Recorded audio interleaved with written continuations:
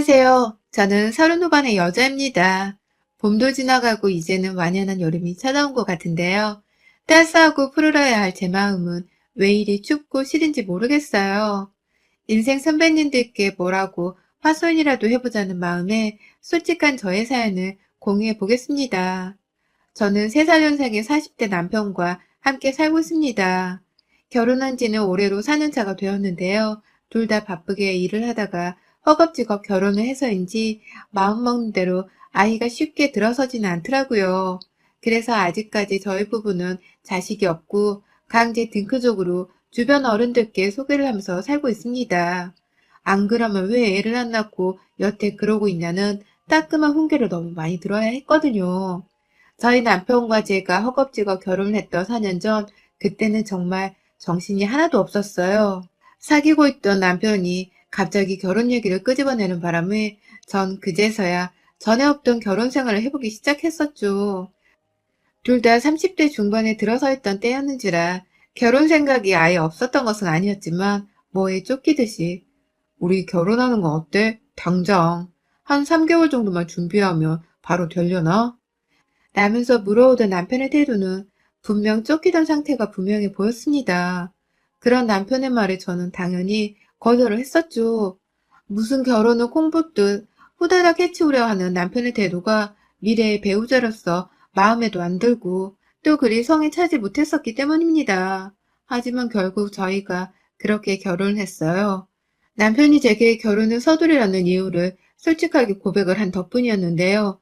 당시 남편의 말로는 자기의 남동생이 있는데 동생네 커플이 지금 당장 결혼을 해야 하는데 시부모님께서 저희 남편의 결혼 순서가 먼저라며 무작정 결혼을 반대하고만 계신다고 하더라고요. 처음엔 이해가 안 되었지만 장남이 장가조차 제대로 가지를 못한 채 혼자서 동생 결혼식을 참석해야 하는 아들을 어느 부모님이 보고 싶어 하겠냐고 하는 남편의 말에 이해가 슬슬 가기 시작했어요. 그렇게 결혼 얘기가 나오게 되면서 후다닥 식도 올리게 되었고 그 후 도련님네 커플은 바로 2달 뒤에 결혼식을 치렀습니다. 석 달 동안 시부모님은 자식 둘을 모두 다 장가 보냈습니다. 저희 도련님은 경찰 공무원이었고 동서는 남편이랑 같은 회사에 재직 중인 직장 동료더라고요. 설모했더니 저희 남편을 소개로 도련님과 동서가 처음 만나선 결혼까지 하면서 부부가 된 것이었어요. 같은 여자인 제가 봐도 참 참하고 교양 있게 말을 할 줄 아는 동서가 참 예뻤습니다. 옆에서 동서를 바라보는 도련님의 눈에서도 늘 하트가 튀어나오려 했습니다.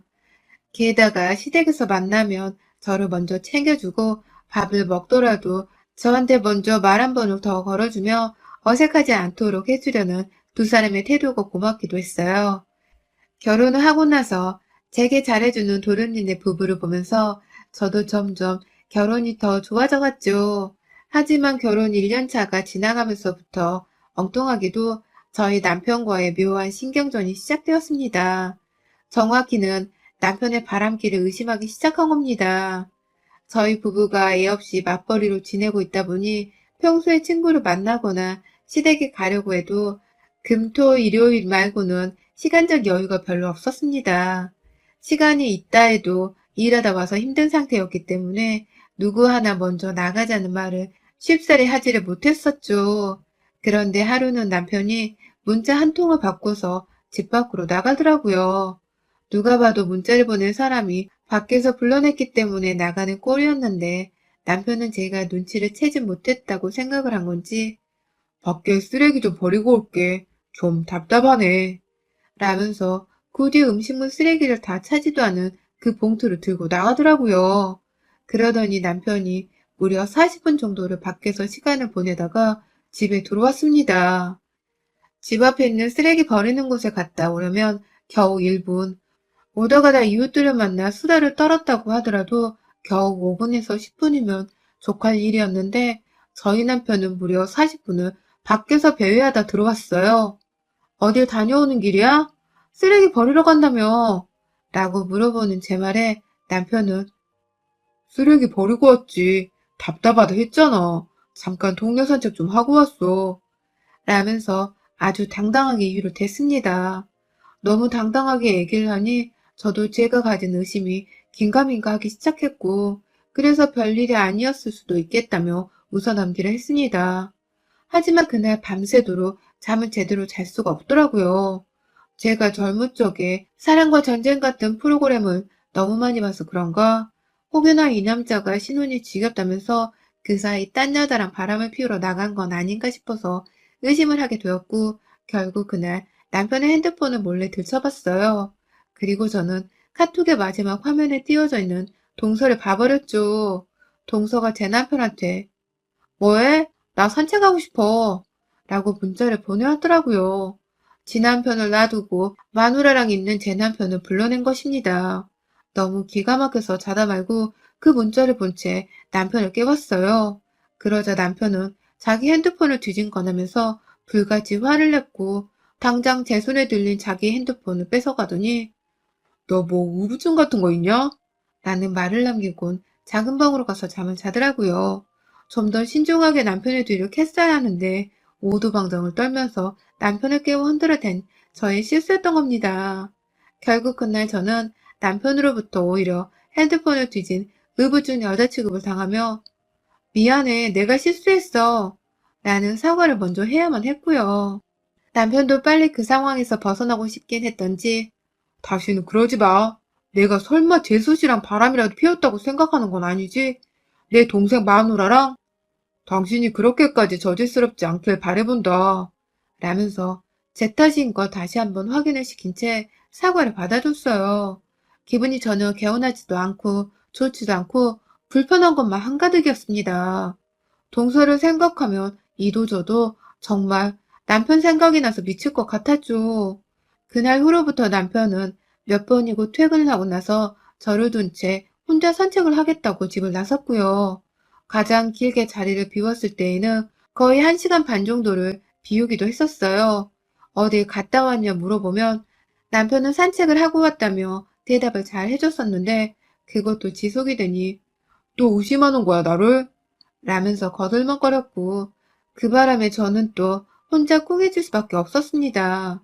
계속해서 그 상대가 동서가 아닌지 남편과 밖에서 만나는 혹은 불러내는 사람이 동서가 아닐런지 의심의 꼬리를 물었습니다. 그런데 그 후 동서는 도련님과의 아이를 임신까지 해서는 출산까지 했어요. 제가 내 남편과의 관계를 의심한 것이 말짱 도루묵 같았을 정도로 도련님과의 관계가 참 좋았죠. 또 아무렇지 않게 도련님 앞에서 제 남편이나 저와 함께 농담도 잘 주고받으며 살갑게 지내더라고요. 저는 혼자서 남편의 불륜을 의심했었는데 동서는 그걸 까마득히 모른 채로 저를 여전히 형님이라며 잘 챙겨주기에만 바빴어요. 가끔 부부 사이 좋으라면서 커플 잠옷을 선물해주기도 했고 제가 커피를 좋아하는데 쇼핑하다가 마음에 들었다며 커피잔 세트를 사주기도 했고 말이죠. 형님인 저는 임신을 안 했는데 자기 혼자 일을 먼저 가져버린 게 미안하다는 말까지 하면서 제 사소한 기분들을 배려하고 이해하려 해주는 동수의 태도가 너무 고맙고 또 미안했습니다. 그쯤 되니 내가 괜히 엄한 동서한테 오해할 생각을 해버린 건가 싶어서 죄책감이 들기도 하더라고요. 그래서 얼마 되지는 않았지만 저 또한 동수에게 마음을 표현하고자 참 잘해주었어요. 동서네 집이 저희 집이랑 가까워서 걸어서는 얼마 걸리지도 않았는데 퇴근길에 괜히 동서네 집에 들려서 애를 봐줄 때도 있었고 동서네 부부가 놀러 간다고 하면 아예 하루 종일 애를 저희 집에 데려와 돌봐준다든지 또 가벼운 술친구가 필요로 할 때에도 일부러 동서를 찾기도 했습니다. 모유술 때문에 동서는 맥주를 안 마시고 탄산수나 음료수로 대신을 하곤 했지만 찾아갈 때마다 저를 반겨주고 대화 상담도 잘해주는 동서가 늘 고마웠어요. 그러다 보니 저도 1년 전쯤엔 솔직하게 그간에 제가 남편과 동서 사이를 오해했던 것에 대해서 마음을 털어놓기도 했죠. 동서, 나는 솔직히 동서랑 내 남편의 사이를 의심했어. 동서가 그날 밤에 우리 남편한테 산책하자고 연락 한 문자를 봤거든. 그것 때문에 남편이랑도 싸우고 내가 동서를 좀 싫어했었는데 이제는 알겠어. 내가 확실히 두 사람 사이를 오해했던 거란 걸.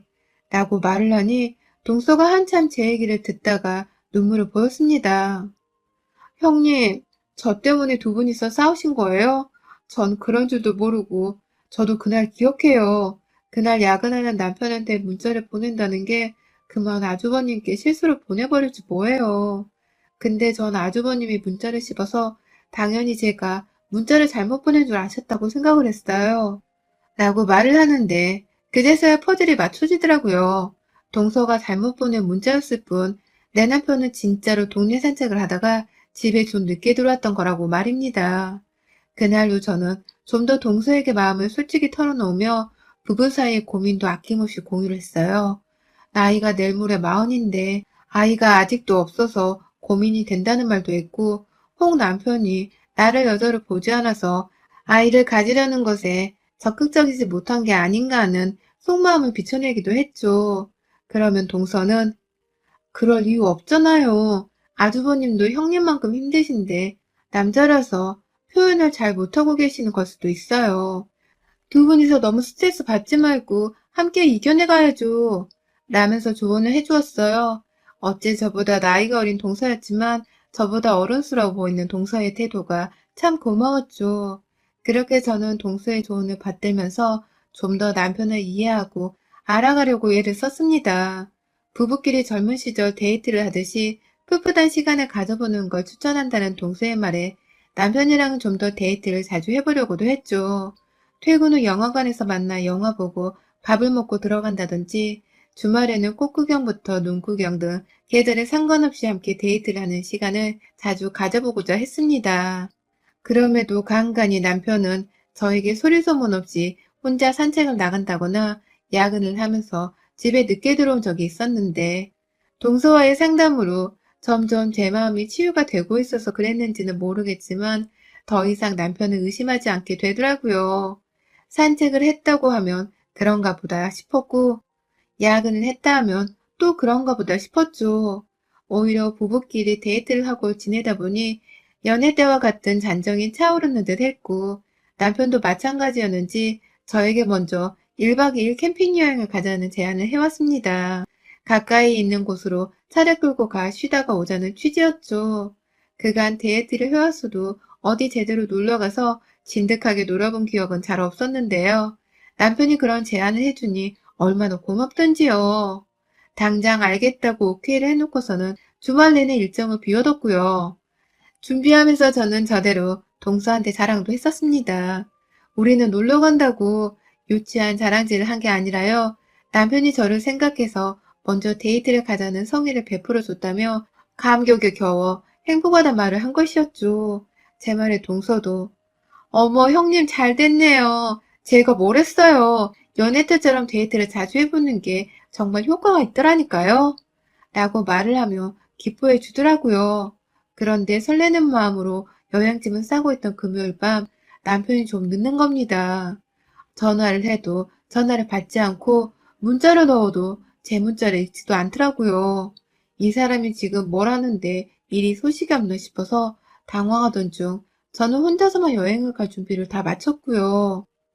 남편은 그날 11시가 조금 넘어서야 집에 들어왔어요. 술이 취한 채로 말입니다. 내일 여행을 가야 할 사람이 술에 취해 이러고 들어오면 어쩌냐면서 막 화를 냈고 남편은 미안하긴 한지 혼자 혀꼬인 말로 내일 여행 갈 수 있어 라는 말만 되풀이하다가 화장실 안으로 들어가시더라고요. 그러더니만 여행을 가야 하니 빨리 잠이나 자자면서 침대 위로 들어가는데 제 기분이 너무 찝찝했습니다. 꼭 가기 싫은 사람을 제가 억지로 여행에 데려가려 하는 꼴만 같았어요. 괜히 나 때문에 남편이 피곤한데도 여행을 간다고 시간을 내준 건가 싶어서 마음이 편치 않은 채로 잠이 들었고 다음날 오전 8시가 되어서 불이 났게 출발을 하고자 일어났는데 글쎄 남편이 제 옆에 없는 겁니다. 벌써 일어나서 준비를 하고 있나 싶었는데 밖에서 현관으로 나가는 소리가 들리길래 후다닥 따라가 보니 제 남편이 혼자서 옷을 입은 채로 밖을 나가려다가 저랑 딱 마주쳤어요. 당신 어디가? 우리 여행은? 이라고 물어보는 제 말에 남편은 아, 그게 저기 있잖아. 내가 지금 급한 일이 있어서 여행은 취소할 것 같아. 나 지금 바로 가봐야 하거든. 여행은 우리 다음 주에 가자. 진짜 정말 미안해. 라는 말과 함께 얼굴이 이미 새파랗게 질려버려서는 밖으로 후다닥 나가버렸습니다. 제가 아무리 남편에게 전화를 해도 받지를 않고 당장 집으로 돌아와. 나하고의 약속을 이렇게 일방적으로 파토내버리면 어떡하자는 거야? 라면서 문자도 여러 차례 보내봤습니다. 하지만 제 아무리 연락을 해봐도 남편은 소식이 없었고 저는 거의 아침에 눈 뜨자마자 멘붕에 빠진 상태였죠. 이미 남편을 찾는다고 무의식 중에 집을 나와서는 집 앞 골목을 계속해서 서성이고 있었고요. 남편의 차가 그대로 집 앞 주차장에 세워져 있는 것으로 보아 어디에 달려나가기라도 한 것 같았습니다. 도대체 누굴 만나러 가길래 와이프랑의 약속도 당일날 바로 파토를 내버리고 사라지는 건지 얼척이 없었어요. 혼자 산책을 나가면서 집을 비우던 내 남편의 지난 행적들이 순식간에 머릿속을 스쳐 지나가면서 오만 생각이 다 들었죠. 혹 남편이 연락하던 여자를 만나려고 사라진 건 아닌지, 그 여자와 지금 함께 시간을 보내려고 한 건 아닌가 싶었어요. 순식간에 저희 마음은 떠난 남편을 찾아야 한다는 생각에서 버림을 받은 여자라는 생각으로 바쁘게 변질이 되어버렸고요. 그렇게 저는 남편을 향한 원망을 더해 수치스러운 마음에 집을 나섰다가 결국 동서를 찾아갔습니다. 제 마음을 당장 의지할 사람은 가까이 살던 동서뿐이었으니까요. 주말이라 분명 서방님도 집에 계실 텐데 실내와 쪽팔림을 무릅쓰고 그냥 동선의 집으로 무작정 갔어요.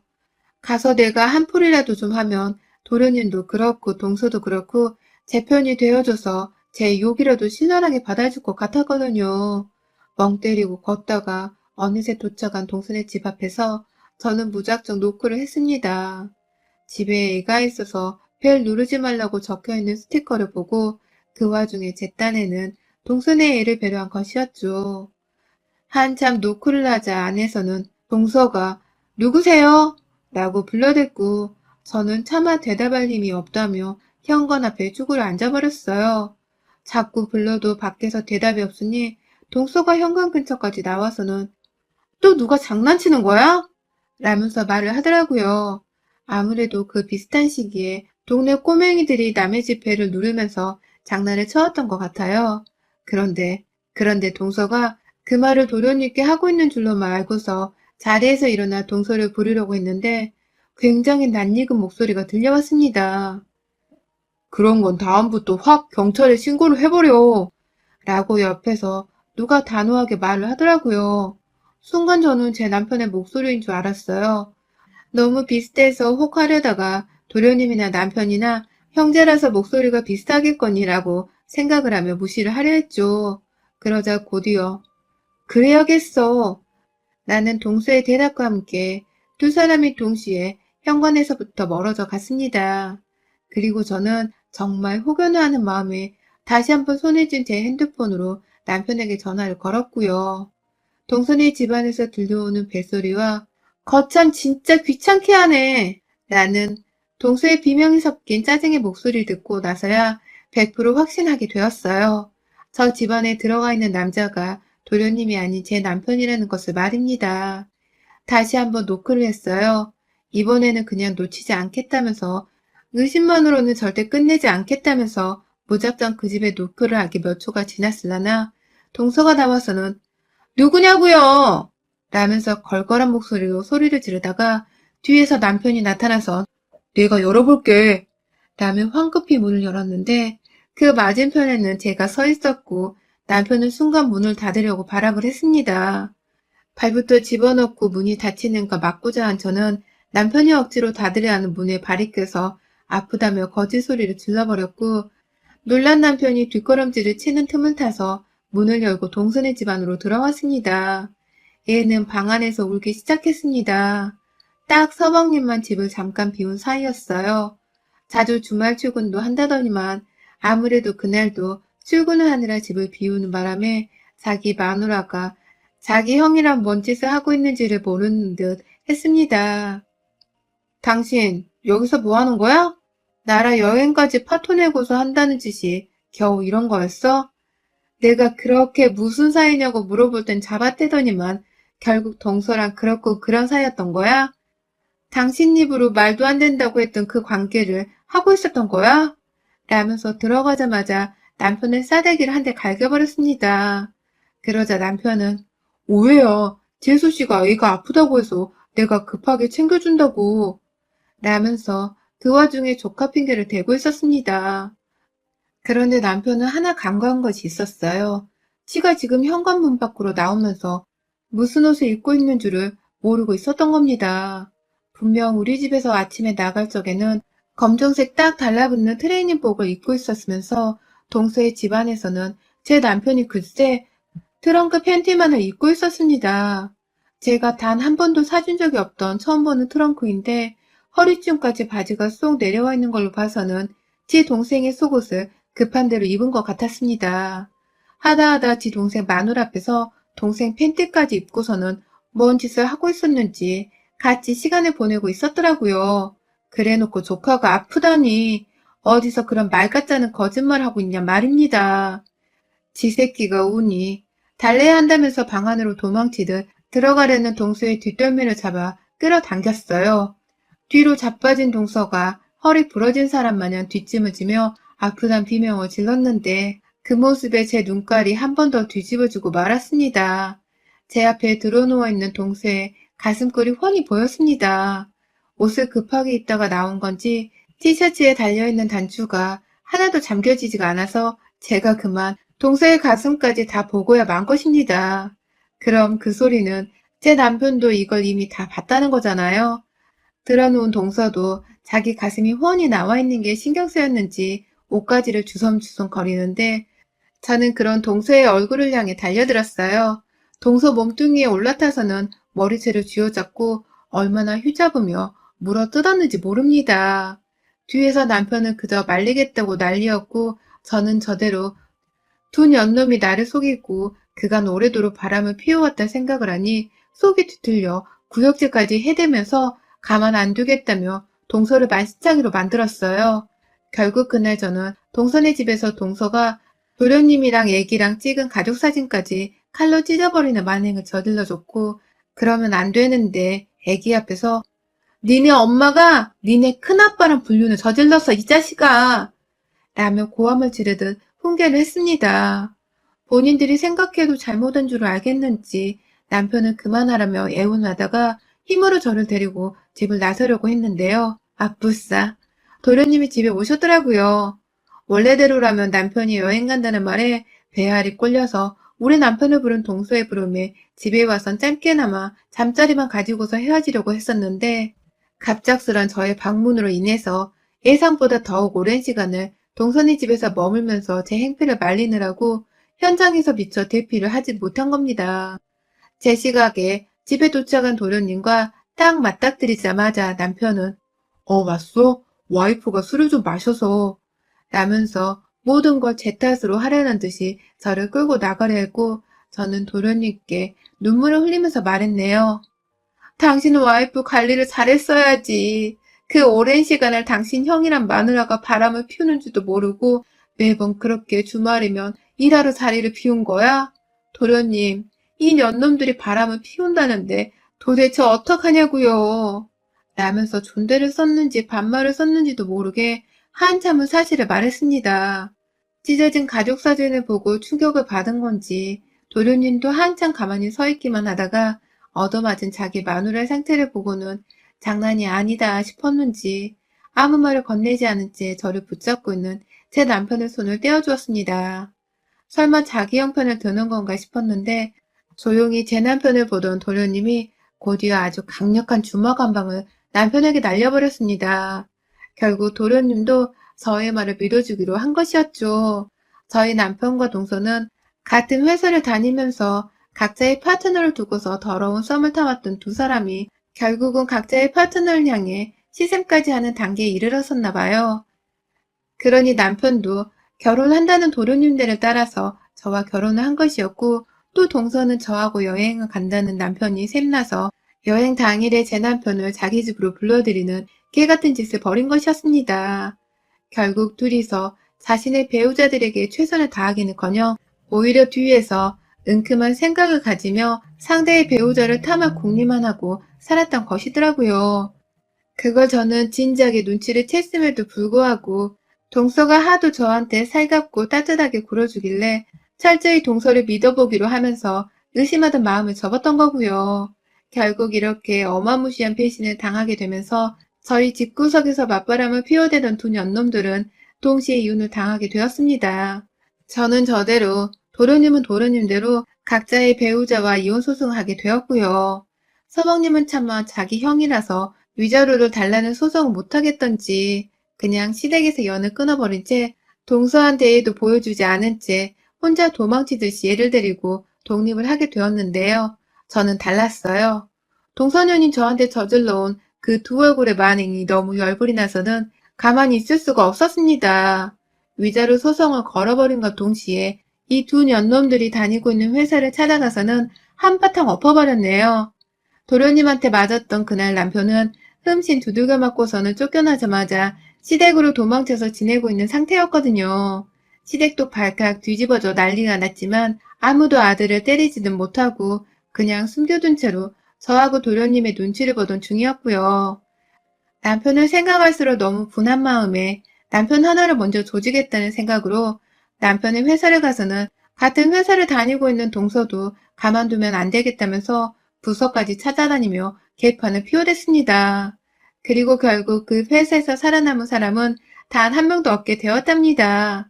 가족을 속인 죄, 그리고 형제를 속인 죄로 두 사람은 회사에서 잘림과 동시에 가정도 파탄이 난 채로 완전히 인생 바닥을 찍어버리게 되었고요. 특히 동서는 자기 애를 향한 양육권까지 뺏겨버린 와중에 서방님이 소식도 없이 애만 데리고 이사를 가버린 바람에 집에서도 쫓겨나고 애까지 빼앗겨버린 바람에 정신이 나가버리는 상황까지 왔네요. 시어머니가 자기 큰아들과 작은 며느리의 잘못을 사과한다면서 간혹 연락이 와서는 소식을 전해주고 계신데요. 동서는 지금 머리 싸매고 자기 친정에 들어가 드러누워 있다고 하네요. 제 남편은 시댁에 들어가선 방 안에서 은둔형 자식 마냥 술만 퍼마시고 있다고 하고요. 그게 동서를 향한 사랑 때문인지 아니면 저하고 이혼을 하게 되어 겪은 상실감 때문인지는 모르겠지만 부디 어느 쪽이든 내 남편이 좀 더 망가져서 다시는 재생이 불가능한 놈이 되어버렸으면 좋겠습니다. 여러분의 생각은 댓글로 남겨주세요. 오늘도 시청해주셔서 정말 감사합니다.